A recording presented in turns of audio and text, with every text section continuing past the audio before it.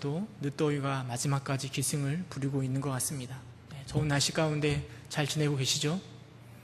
이번 주 금요일부터 좀 날씨가 좀 시원해진다고 하니까요. 그걸 기대하면서 또 힘을 내셔서 또 함께 살아가셨으면 좋겠습니다. 우리가 살아가다 보면 닮고 싶은 사람들이 있습니다. 저 사람을 바라보면 나도 저 사람처럼 살아가고 싶다. 저 사람의 인격, 또 저 사람이 가지고 있는 재능이나 달란트를 바라보면서 나에게도 저런 능력이 있으면 얼마나 좋을까, 이런 생각을 할 때가 있습니다. 여러분도 그런 생각 해보신 적 없으신가요? 저는 특별히 이제 어렸을 때는 이렇게 싸움 잘하는 사람이 이렇게 부러웠던 것 같아요. 그래가지고 이렇게 이런 어려운 가운데 딱 영웅처럼 나타나서 이렇게 하면 얼마나 좋을까, 이런 생각들을 많이 했던 것 같아요. 또 청년의 때가 되니까 이 드럼 치는 사람이 그렇게 부럽더라고요. 그래서 저도 막 드럼을 치고 싶은 마음만 가득했는데 결국에는 배우지 못해서 여전히 그냥 드럼 치는 사람이 부럽기만 합니다. 또 요즘에 이제 목회자가 되고 보니까 어떤 사람이 부러운가 하면 이렇게 찬양 잘하는 사람이 정말 부러운 것 같아요.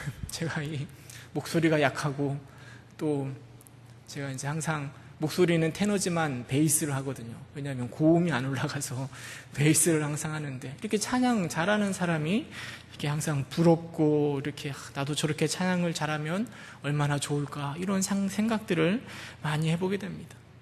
우리가 부러워하고 닮고 싶어하는 그런 모습들을 바라보면서 좀 더 깊이 생각해 보면 어찌 보면 그 부러워하는 것들, 그런 것들이 우리의 마음 가운데 추구하고 갈망하는 것이 아닌가 생각해 보게 됩니다.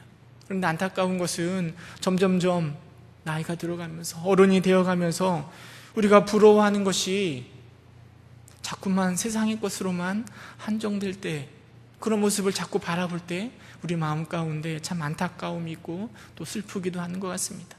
말로는 뭐 좋은 인격과 뭐 여러 가지 것들이 부럽다라고 이야기하지만 실제 상황 가운데, 생활 가운데 보라보면 우리가 부러워하는 건 어디선가 돈 많은 사람, 좋은 집 있는 사람, 이런 사람들을 바라보면서 부러워하는 우리의 모습들을 바라보게 되는 것입니다.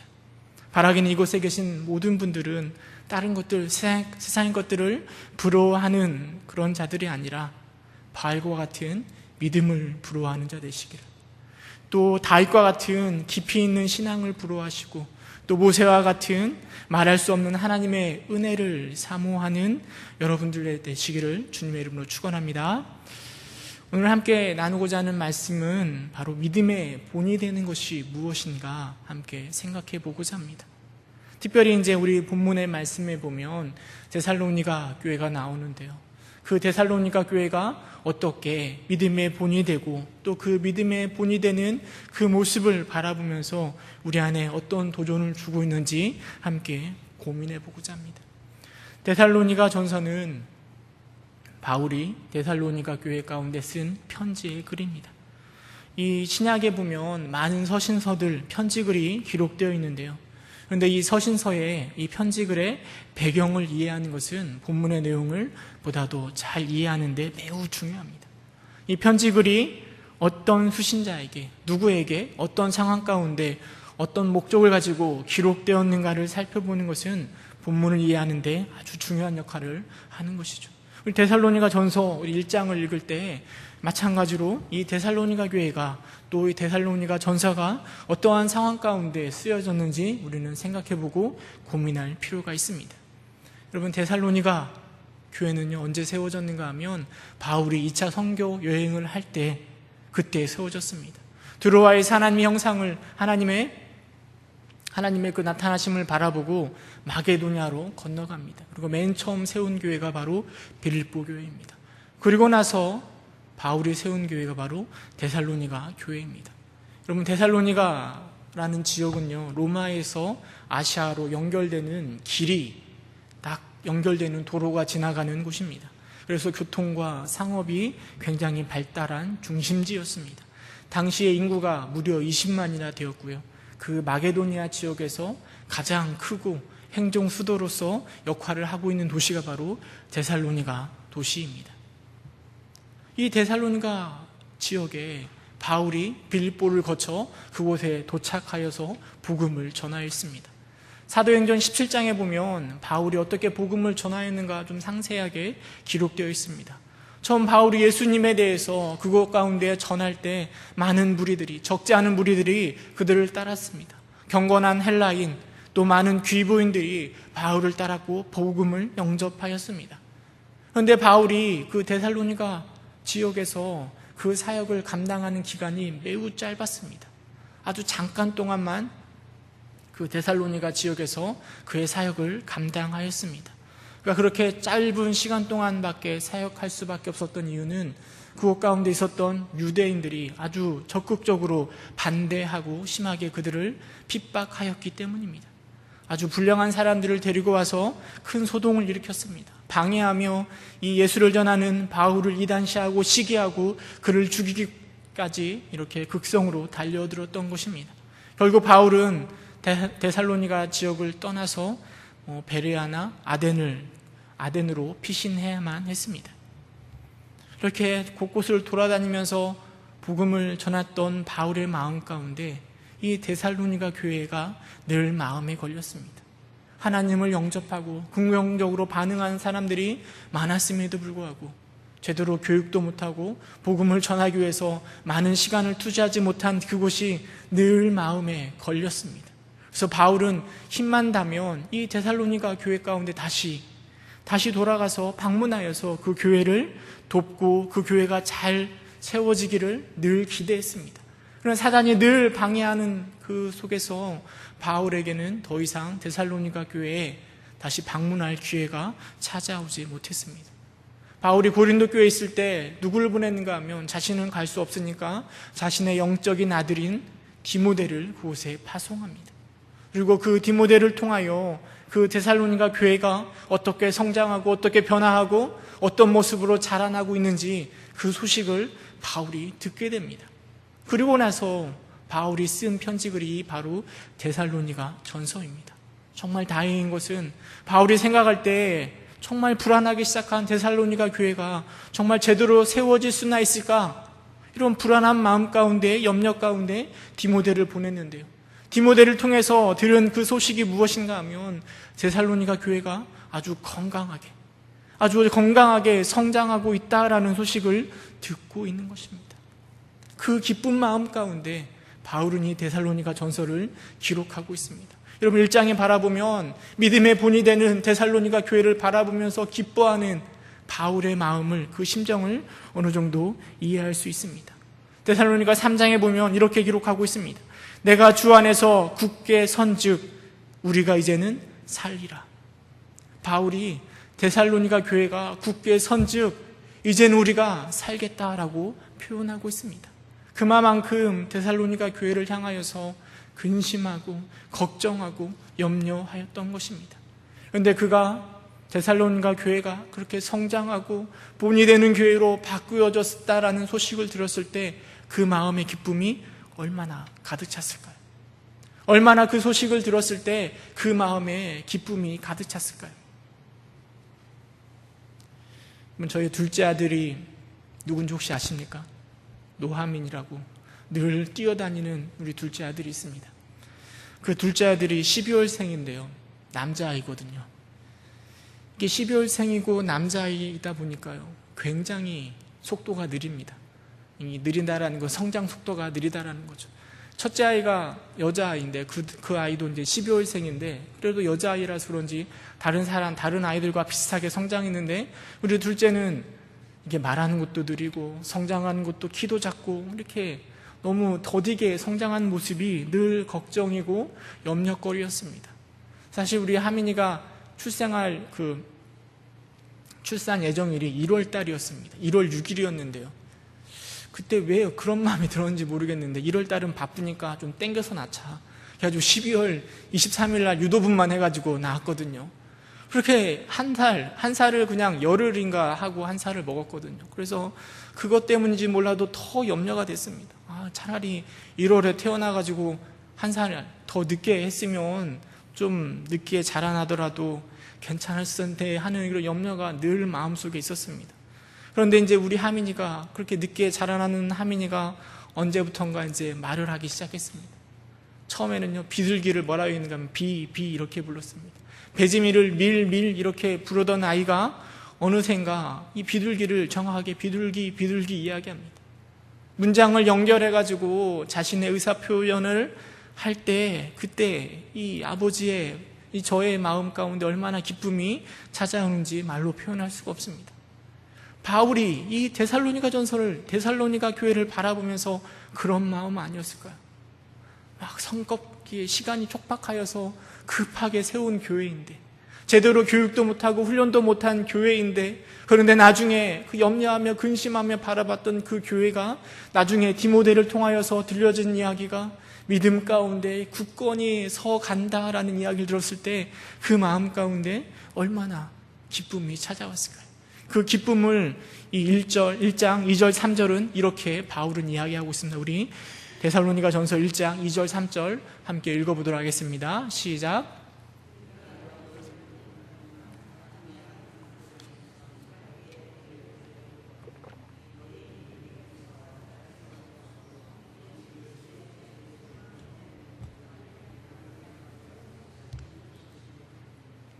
네, 아멘. 2절에 보면 바울이 이렇게 이야기합니다. 너희 모두로 말미암아 항상 하나님께 감사한다라고 이야기합니다. 바울은 이 데살로니가 교회를 생각할 때마다 늘 하나님 앞에 감사하는 것입니다. 또 기도할 때마다 그 데살로니가 교회의 모습이 자꾸만 떠오르고 생각나는 것입니다.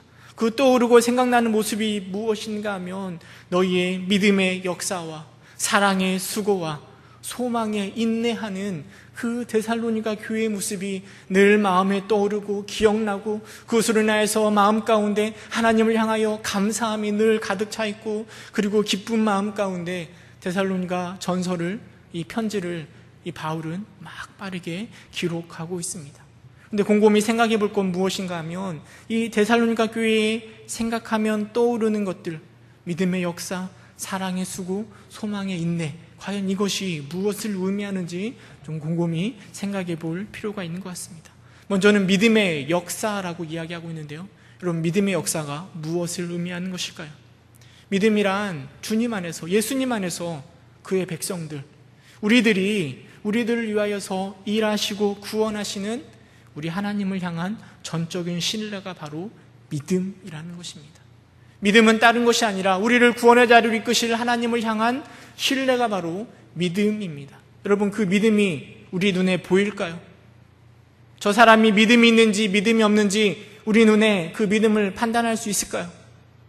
믿음은 눈에 보이는 것이 아닙니다. 우리 마음 가운데 하나님을 향한 신뢰가 바로 믿음입니다. 그런데 그 믿음이 어떻게 우리 눈에 보이는가 하면 바로 행동을 통해서, 행위를 통하여서 우리 눈에 보여지는 것이죠.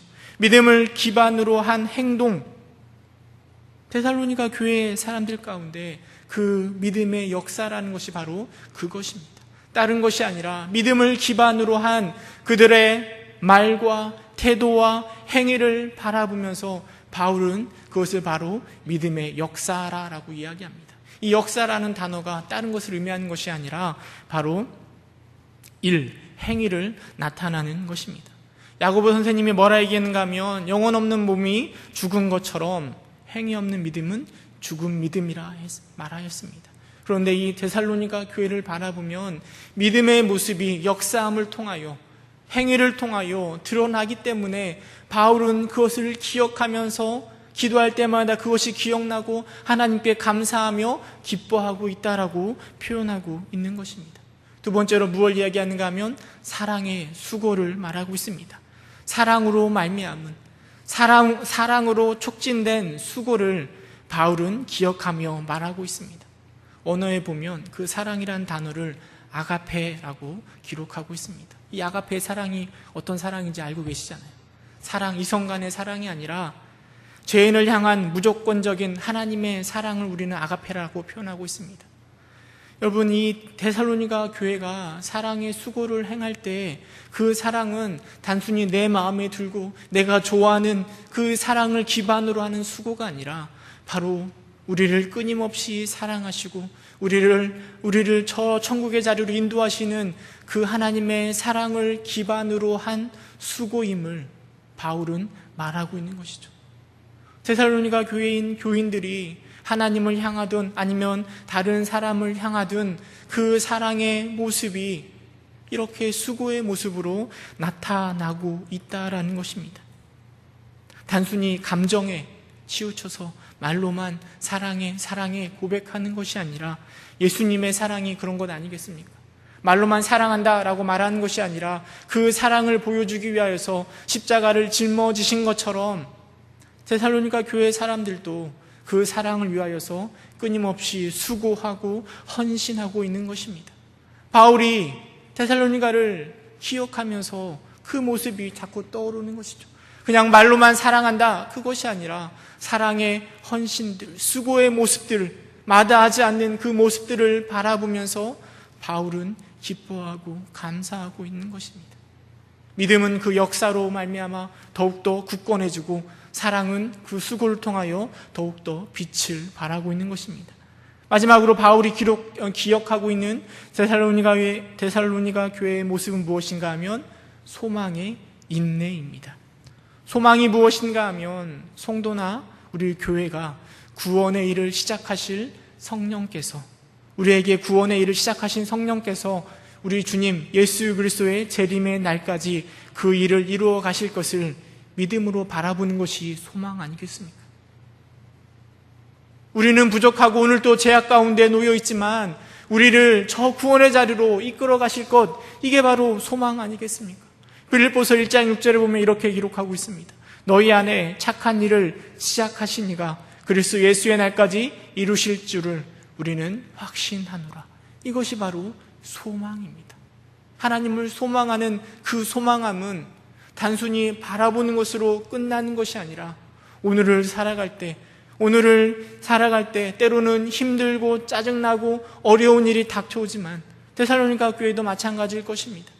주님을 섬긴다 한다고 하였을 때, 주님이 땅에 오실 그날을 소망하며 살아간다고 하였을 때 모든 것이 다 형통한 것이 아니라 여전히 어려움과 곤란과 핍박이 찾아옵니다.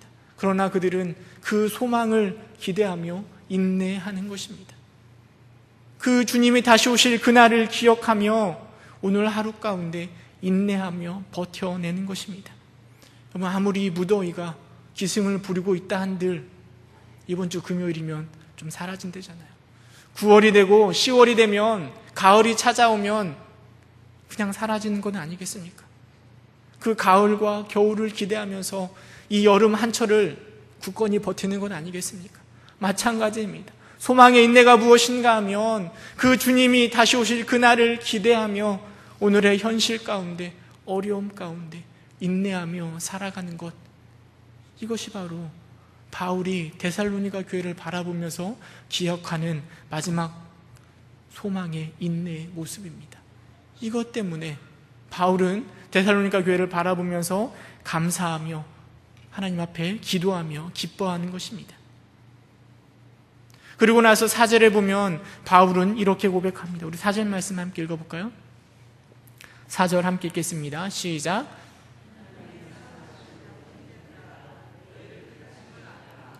바울이요, 그런 데살로니가 교회의 모습을 기억하면서 뭐라고 고백하는가 하면 하나님께서 너희를 택하심을 아노라라고 말하고 있습니다. 여러분, 사실 하나님이 누굴 선택했는지 우리가 알 수 있을까요? 아무리 믿음이 좋은 바울이라 한다 한들 저 데살로니가 교회 사람들을 하나님이 선택했는지 선택하지 않았는지 판단할 수는 없을 것입니다. 이것은 누구만 아는 일인가 하면 오직 하나님만 아시는 일입니다. 그럼에도 불구하고 바울은 담대하게 이렇게 고백하고 있습니다. 내가 너희를 하나님께서 택하심을 아노라 라고 고백하고 있습니다. 그러면서 그 근거에 대해서 5절부터 쭉 기록하고 있는데요, 우리 5절 말씀 한번 읽어보도록 하겠습니다. 5절 함께 읽겠습니다. 시작.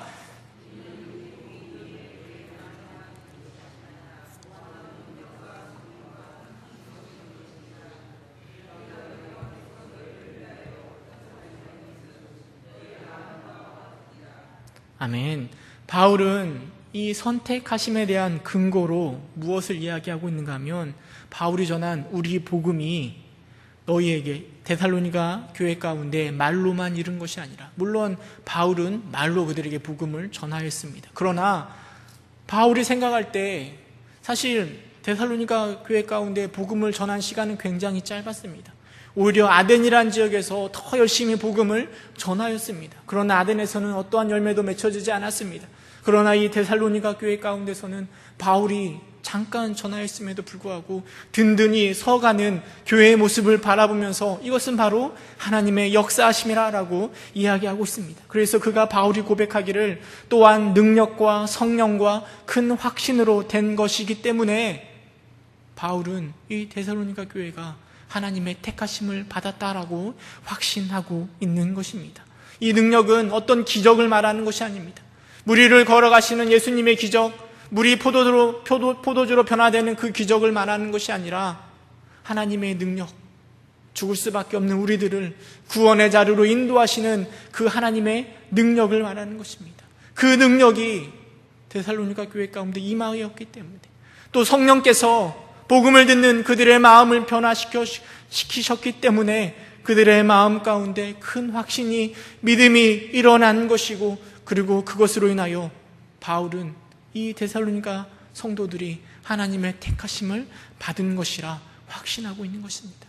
마치 바울 자신이 정말 하나님을 핍박하던, 예수님을 핍박하던 바울 그 자신이 이 데살로니가 사람들을 위하여 이렇게 변화된 것처럼 하나님의 역사하심이 데살로니가 교회 가운데 일어난 것이고, 그리고 그것을 바라보면서 바울은 너희가 바로 하나님의 택하심을 받은 자라고 확신하고 있는 것입니다. 뿐만 아니라 6절에 보면 또 다른 근거가 기록되어 있습니다. 6절 말씀 함께 읽어보도록 하겠습니다. 6절 함께 읽겠습니다. 시작.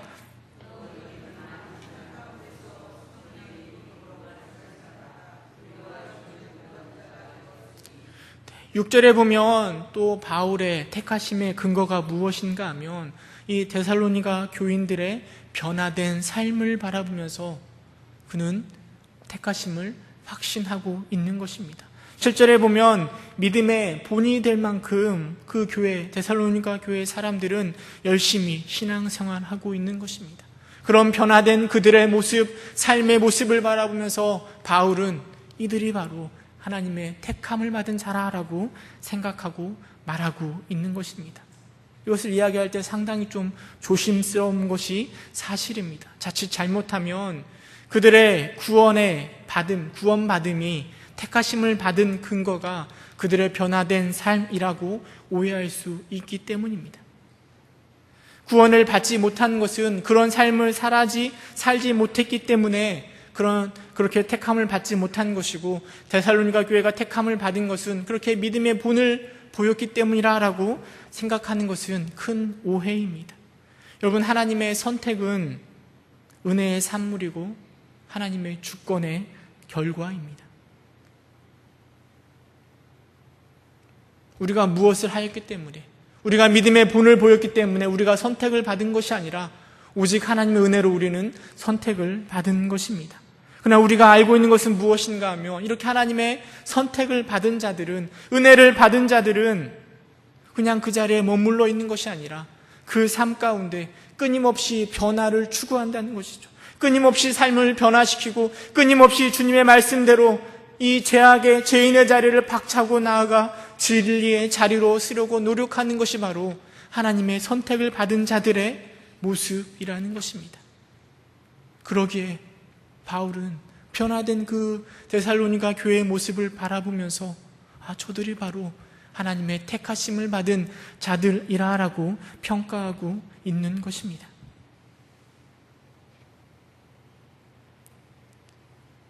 그러면서 바울이 뭐라고 이야기하는가 하면 6절 하반절에 보면 기쁨으로, 성령의 기쁨으로 말씀을 받아 우리와 주를 본받는 자 되었기에, 바울은 그렇게 확신하고 있는 것입니다. 저는 이 본문을 묵상하면서 자꾸 마음에 걸리는 구절이 어딘가 하면 6절 하반절 우리와 주를 본받는 자, 이게 참 마음에 걸렸습니다. 여기서 우리는 누굴 이야기하는가 하면 바울과 실라와 디모데를 이야기합니다. 근데 바울이 디모데 교회를 바라보면서 너희가 나와 하나님을, 주님을 본받은 자가 되었다라고 말하고 있습니다.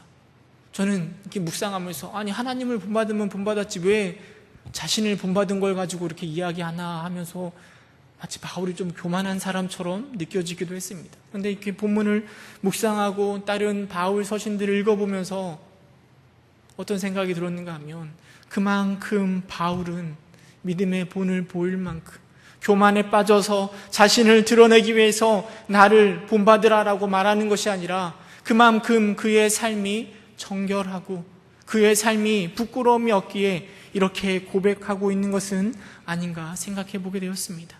아무튼 데살로니가 교회는 능력과 성령과 큰 확신 가운데 복음을 받아들였고 그리고 그 복음은 데살로니가 교회로 하여금 그 삶의 모습을 변화시켰습니다.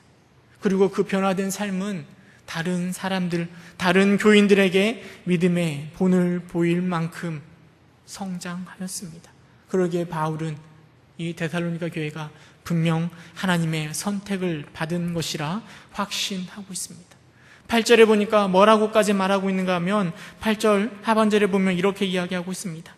너희 믿음의 소문이 각처에 퍼졌으므로 우리는 아무 말도 할 것이 없노라 라고 이야기하고 있습니다. 여러분 바울의 입장에서 바라보면 그 데살로니가 교회를 정말 자랑하고 싶었을 것입니다. 사람들에게 우리 데살로니가 교회가 얼마나 성장했는지 말하고 싶었을 것입니다. 그러나 이미 그 소문이 모든 사람들에게 다 퍼져서 말하지 않아도 다 알고 있기에 더 이상 할 말이 없을 만큼 이 데살로니가 교회가 믿음의 본이 되었고 많은 사람들에게 이렇게 좋은 소문이 났음을 고백하고 있는 것입니다. 그러면서 이 바울은 다시 한 번 더 그 데살로니가 교회가 어떻게 본을 받을 만한 모습으로 변화되었는지 9절, 10절에서 다시 한 번 더 요약하며 말해주고 있습니다. 우리 9절, 10절 말씀 함께 읽어보도록 하겠습니다. 9절, 10절 함께 읽겠습니다. 시작!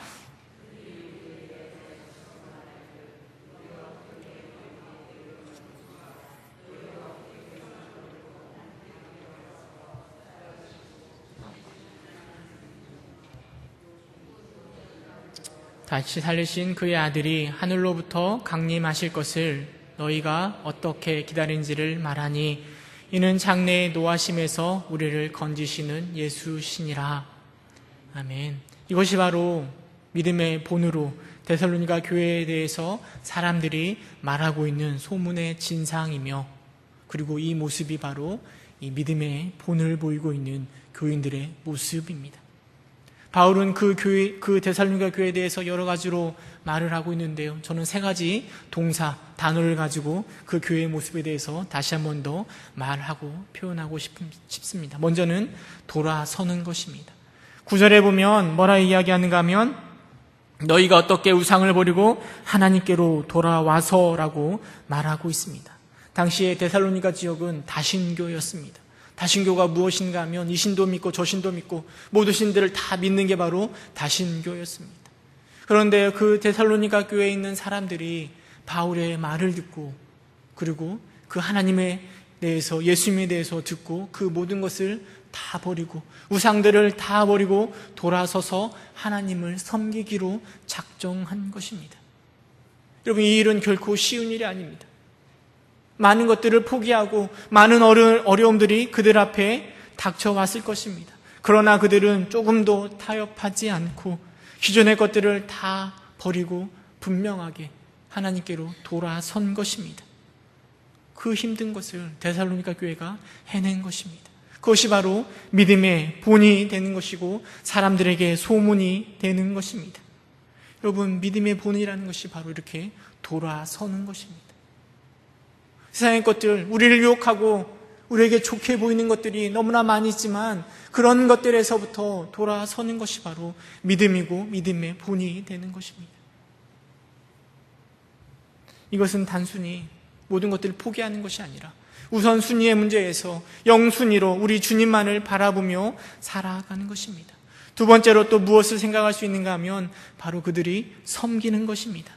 성경에 보면 살아계시고 참되신 하나님을 섬기는지와라고 말하고 있습니다. 데살로니가 교인들은 그 상에서 돌이켜 참되신 하나님을 섬기고 있는 것입니다. 이것이 바로 앞에서 말한 사랑의 수고 아니겠습니까? 그 섬김이 사람들에게 소문이 나는 것입니다. 바울은 그 섬기는 하나님 앞에 어떤 수식어를 붙이고 있는가 하면 살아계시고 참되신 하나님을 섬긴다라고 말하고 있습니다. 그냥 주거 한 곳에만 머물러 있는, 우리 교회 안에만, 주일에만 머물러 있는 하나님이 아니라 살아계신 하나님, 오늘도 역사하시고 내일도 역사하시며 앞으로도 우리 가정 가운데, 우리의 직장 가운데서 역사하시는 살아계시는 하나님을 끊임없이 섬긴다라고 말하고 있습니다. 뿐만 아니라 참된 하나님을 섬긴다라고 말하고 있습니다. 데살로니가 교회는 그 살아계시고 참되신 하나님을 섬기는 일에 수고를 마다하지 않았고, 그것이 바로 소문이 난 것입니다. 세 번째로는 기다리고 있는 것입니다. 10절에 보면 죽은 자들 가운데 다시 살아나신 그 아들이 하늘에서부터 강림하실 것을, 예수님이 땅에 다시 오실 것을 어떻게 기다리는지라고 말하고 있습니다. 이것이 바로 소망의 인내입니다. 바울은 이 힘든 상황 가운데서도 여전히 소망하며 인내하는 데살로니가 교회의 모습을 본이 되는 모습이라고 평가하고 있습니다. 더 생각해 볼 수 있는 건 단순히 어려움을 인내하는 것뿐만 아니라 그들이 그 소망함을 가지고 하나님을 기대하면서 더 하나님 앞에서 부끄러움 없이 설 수 있도록 끊임없이 거룩을 향하여 연단하며 기다렸을 것이라는 것입니다. 여러분, 이런 데살로니가 교회의 모습, 돌이키고 섬기고 기다리며 살아가는 그 모습이 믿음의 본이 되는 것입니다. 본문을 묵상하면서요, 이런 데살로니가 교회의 모습을 우리도 본받아야지. 믿음의 역사와 사랑의 수고가, 소망의 인내가 우리 가운데 일어나야지, 물론 이런 것도 우리 안에 교훈으로 삼을 수 있습니다. 저는 보다도 이 데살로니가 교회의 모습을 바라보면서 우리의 모습을 점검할 수 있기를 소망합니다. 여러분, 우리의 모습은 다른 성도들에게 어떠한 모습으로 비춰지고 있을까요? 우리의 신앙은 과연 다른 사람이 본받을 만한 모습으로 보여지고 있을까요?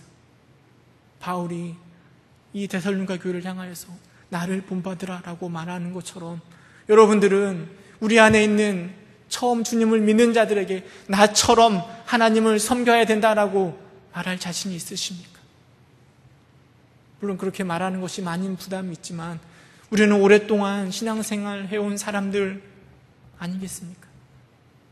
벌써 수십 년을 주님을 섬기며 살아왔는데 우리가 다른 사람들에게 이렇게 믿음의 본이 되지 못하고 있다는 것은 우리의 모습을 다시금 점검해보고 부족한 것이 무엇이 있는지 다시금 스스로 우리의 모습을 돌이켜 보아야 될 것입니다. 우리들은 얼마나 우상으로부터 돌이켰습니까? 우리 안에 얼마나 많은 믿음의 역사가 일어나고 있습니까? 우리는 얼마나 살아계신 하나님을 섬기고 있습니까? 우리 안에 사랑의 수고가 가득합니까? 얼마나 주님이 다시 오실 그날을 소망하며 살아가고 있습니까? 소망 때문에 오늘도 끊임없이 인내하며 살아가고 계십니까? 누구를 본받아야지 그것을 넘어서서 이제는 누군가에게 본이 되시는 여러분 되시기를 주님의 이름으로 축원합니다. 여러분, 데살로니가 교회를 바라보면서 바울이 기뻐했던 것처럼, 우리 하나님을 바라보면서 그 아버지가 기뻐했던 것처럼 믿음의 본인이 되려고 끊임없이 발버둥치고 성장하는 여러분들을 우리 주님이 바라보면서 너무나 기뻐하실 것입니다. 그런 주님에게 기쁨이 되는 여러분 되시기를 주님의 이름으로 축원합니다. 함께 기도하겠습니다. 참 사랑이 많으신 하나님, 그 시작은 너무나 연약하고 미약하였지만 하나님의 능력과 성령님의 역사하심과 그리고 큰 확신 가운데 믿음의 본이 되는 교회로 성장한 데살로니가 교회의 모습을 바라보게 됩니다. 사랑의 수고와 믿음의 역사와 소망의 인내의 모습을 바라보면서 하나님, 이제는 우리도 그런 본이 되는 모습, 본이 되는 성도가 되기를 간절히 소망합니다. 여전히 누구를 본받을까만 찾을 것이 아니라 이제는 처음 신앙생활하는 자들에게 믿음의 본으로 나아가는 우리 귀한 우리들 될 수 있도록 주님께서 인도하여 주옵소서. 예수님의 이름으로 기도드립니다. 아멘. 교회 소식